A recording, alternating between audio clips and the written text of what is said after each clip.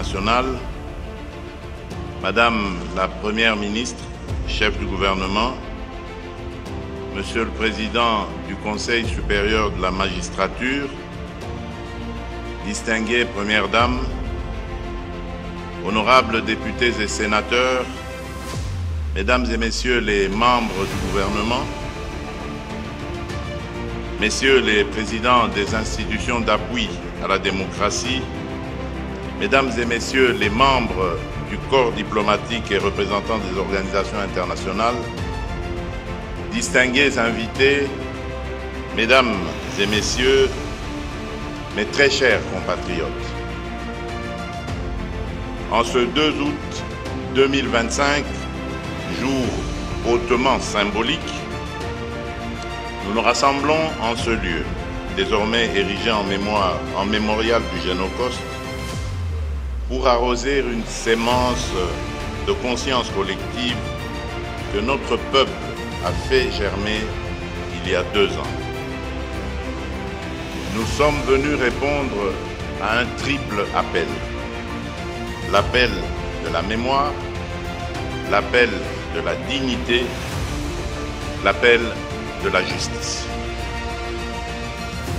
Par notre présence ici, nous commémorons le Génocauste, terme consacré par notre peuple souverain à travers ses représentants légitimes pour désigner l'extermination méthodique dont il a été et demeure encore victime au nom des logiques économiques cyniques et prédatrices.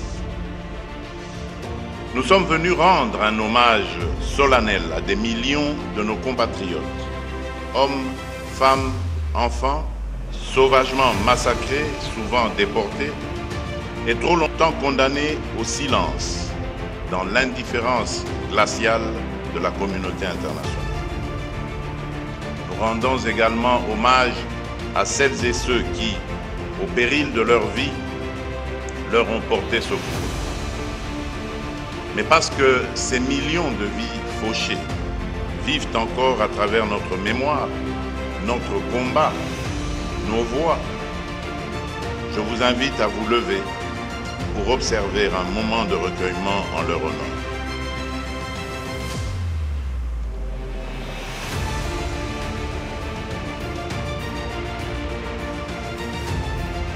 Je vous remercie.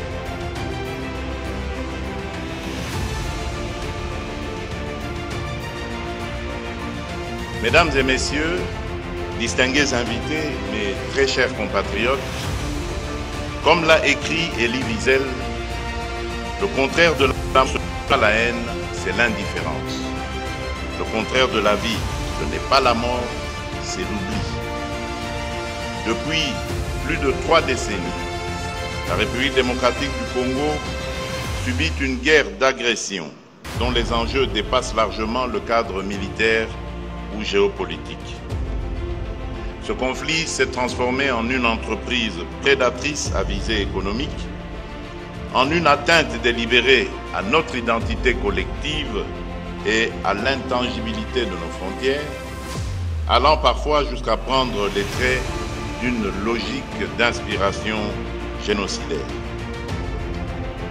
Dans plusieurs régions de notre pays, des communautés entières ont été ciblées, des familles décimées, des pans entiers de notre mémoire culturelle méthodiquement effacés. Ainsi, des noms naguère connus pour leur beauté ou leur histoire, Kasika, Makobola, Katogota, Kamituga, Mwenga, Kilungutwe, Kishiche, Mugunga, Bambo, Kazaro, Bukombo, Nyundo, Yumbi et tant d'autres, ne sont plus de simples repères géographiques. Ils sont devenus les stigmates d'un drame humain d'une ampleur telle qu'il interpelle la conscience universelle. Le silence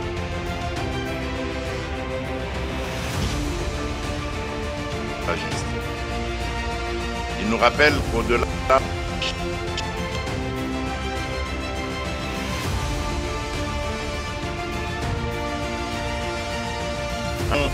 dévastée, une famille meurtrie, une destinée arrêtée.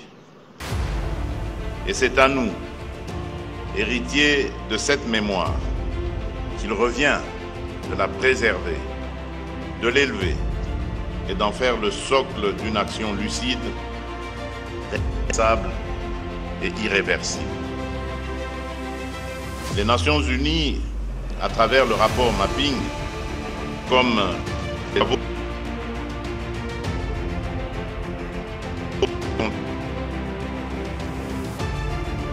communautés entières ont été ciblées, parfois jusqu'à l'extermination, en raison de leur identité, de leur ancrage territorial ou de leur proximité supposée avec des ressources convoitées. Cette logique d'anéantissement se poursuit aujourd'hui, sous d'autres formes, mais avec la même brutalité dans l'est de notre pays, où les forces rwandaises et leurs supplétifs du M23 AFC poursuivent leurs exactions au nord Kivu et au sud Kivu. Violences sexuelles systématiques, massacres de civils, enrôlement forcé d'enfants, destruction d'infrastructures, exécution ciblée des pillages organisés, tous les marqueurs d'un projet d'épuration sont réunis. Le massacre survenu il y a quelques jours, encore dans les environs de Djougou, en Ituri, en est une parfaite illustration. Selon les Nations Unies, plusieurs dizaines de paysans ont été assassinés alors qu'ils cultivaient leurs champs.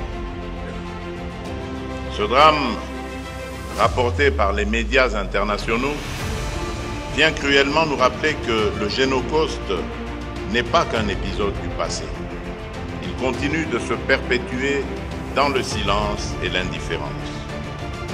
Il menace à chaque temps les efforts de paix que nous avons déterminés.